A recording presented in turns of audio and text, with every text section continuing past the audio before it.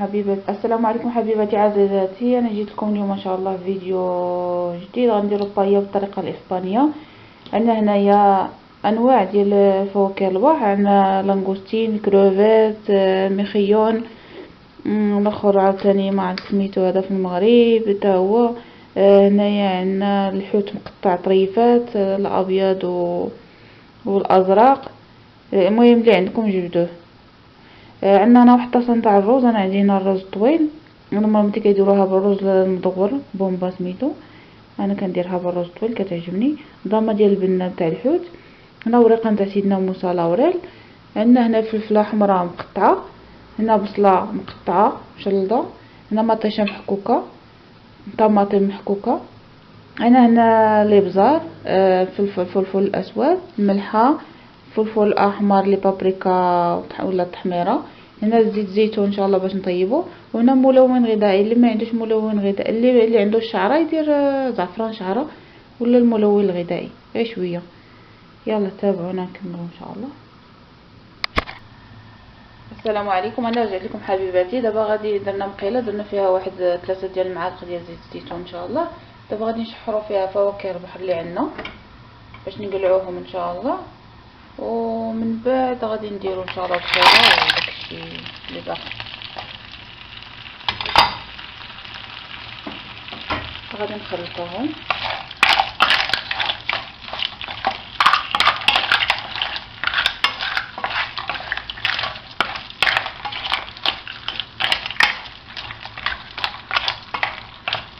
هما بداو كيتحلوا هاد الكوكياج ليمون، خصهم بداو كيتحلوا. بودرو حتى هو بدا كيتحل ان شاء الله.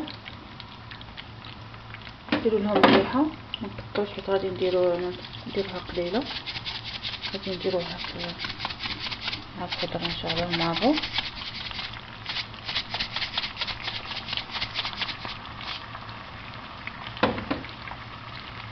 نبداو نحركو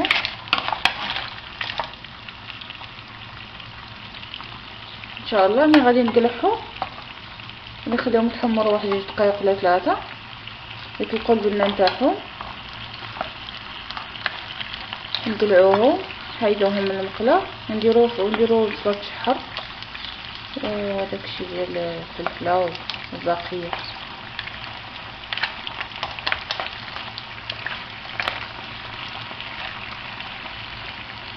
كتجي زوينه طريه، معروفه هنا في اسبانيا كيديروها. كل بلاصه وشنو كذا، كل منطقه شنو كدير، ولكن كتبقى تقريبا كيديروها نفس الطريقه. كتكون اضافات، كاين شي بلايص كيزيدوا لها الدجاج مقطع طريفات.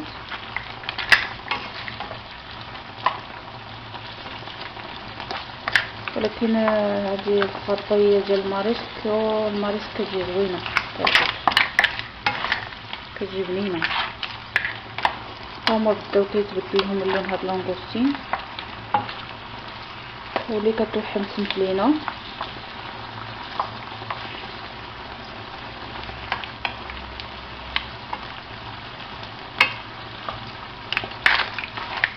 انا ملي عزيز عليا الحوت بزاف كنفضل ناكل الحوت احسن من اللحم.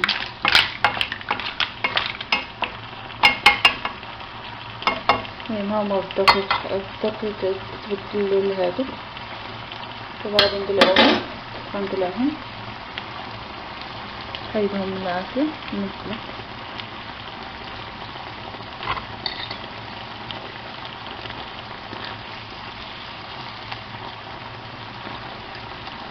واحد الريحه ما نقول لكم عاطيه، طالعه واحد الريحه زوينه كتشوي.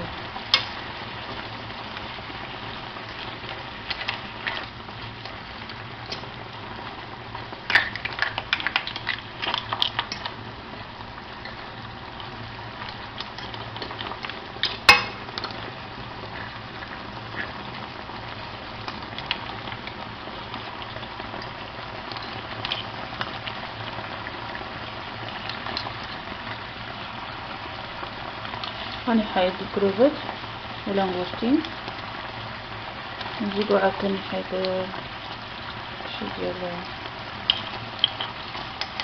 الخيون.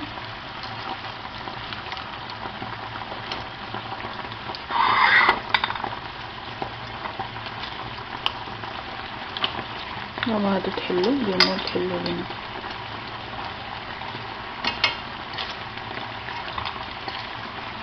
طفيت هاوتها خلينا نرجعوه من بعد.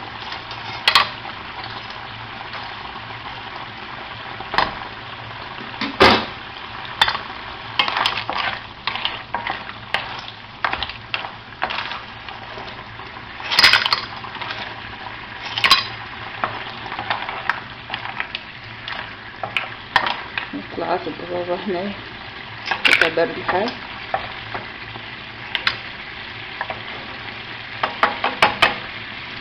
دابا غادي نديرو البصلة ديالنا تشحر.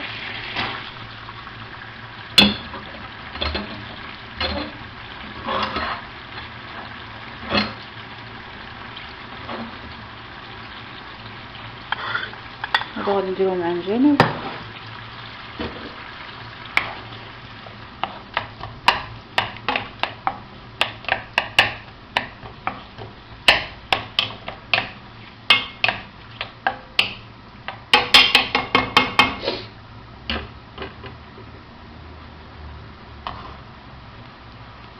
هي غتشحر نديرو لها شويه ديال ملحه على حساب الطبق.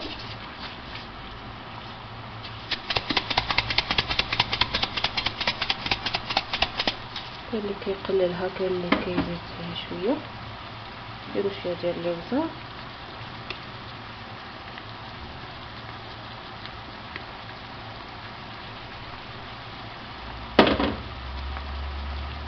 نخليوها تطيح شويه البصله تاعنا. هذا طبق كيجي زوين كيتكل في الصيف في الشتاء في الخريف في الربيع جميع فصول ان شاء الله جربوه.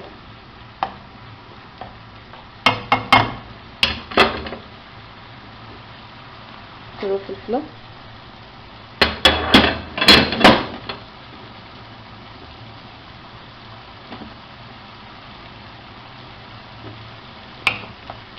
اذا ما بغيتوش الفلفله والبصله هكا طريفات تقدروا تشدوهم تقليوهم وتطحنوهم ديروا غير لوغو تاعهم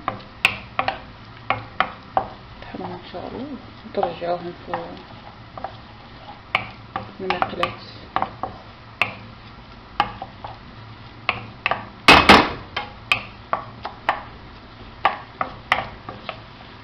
هذا كطيب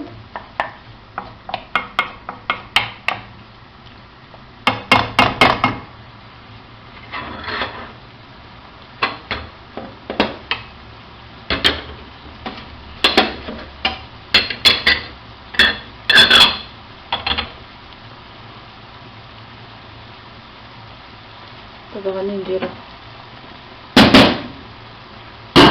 الفلفل الاحمر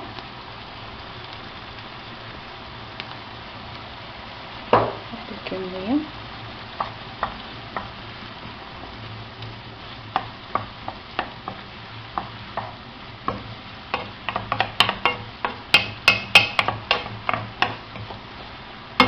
نزيد ماذا شويه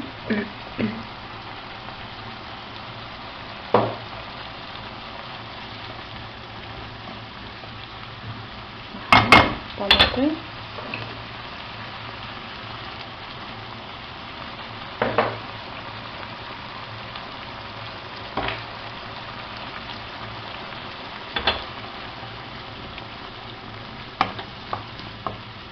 الا ما عندكمش طماطم طازجه تقدروا ديروا طماطم ديال الحك كتكون واجده شرا من الحانوت ان شاء الله ولا مسكر.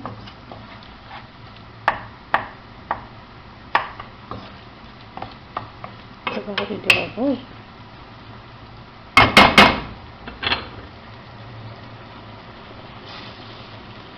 هذه الطاسه تاع الرز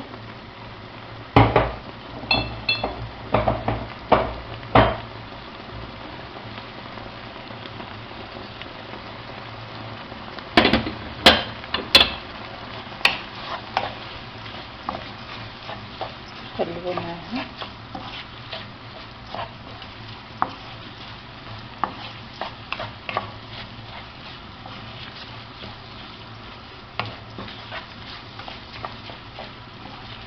نخليوها تحمر في هاد الزويته ان شاء الله، ونقلبوها. نديرو جوج طاسات نتاع الماء. انا درت فيه الطامه نتاع الجبنه دوبتها فيه، واللي عنده مرق الحوت يديره نيشان بلا ما يدير الطامه والماء. ماشي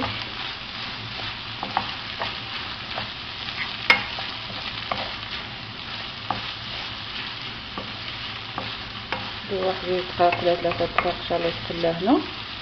نزيدو له مرق، نضيفو المرق نخليوه يطيب.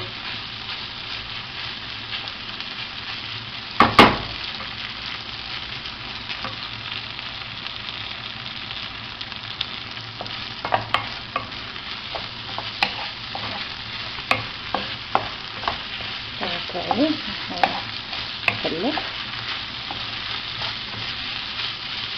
كنديرو المرق نمرقو.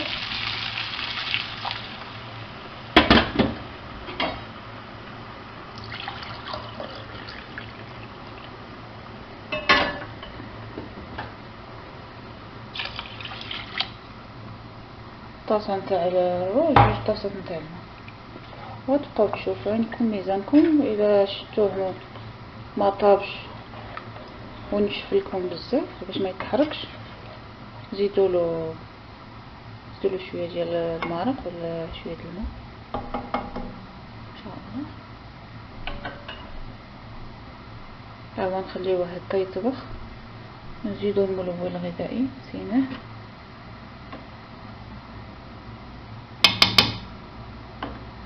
اللي عنده زعفران شعره يديرو،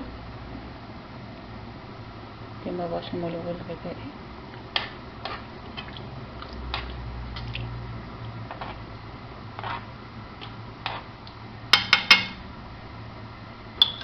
يلا نتلاقاو بعد قليل. السلام عليكم حبيباتي، هاني رجعت لكم. هيا بدات المقله نتاعي كتغلي. دابا غادي نرمي لها داكشي ديال فواكه البحر.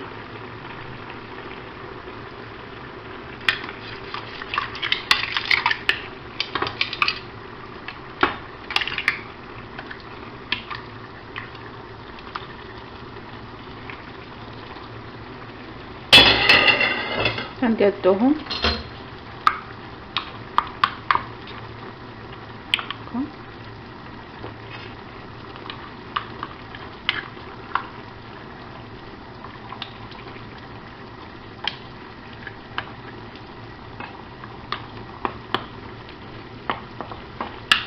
الرز تاع البايه ما كنحركوش، نحركوها في الاول صافي في بديه ونخليوها طيب على خاطرها. نقصوا لها العافيه، نديروا العوريل الاخرى ورق سيدنا موسى، ورق الغار باش يعطينا النسمه. ها هي كطيب. دابا غادي نقص عليها ونخليها تطيب بالماء حتى تنشف من المرق كامله وطيب لنا الرز، ونتلاقاو في طبق نهائي ان شاء الله. السلام عليكم حبيباتي عزيزاتي. ها هو البلان تاعنا وجد، ها هو الرز تاعنا وجد، كيجي زوين وطبق كامل متكامل ان شاء الله ومغذي وصحي. وجربوا ان شاء الله وردوا عليا الاخبار، وبالصحه والراحه. والى فيديو قادم ان شاء الله. ما تنساوش تسجلوا في القناه تاعي ان شاء الله، تابوناو وتفعلوا الجرس باش يوصلكم الجديد، وتبارطاجيو ان شاء الله. والى اللقاء.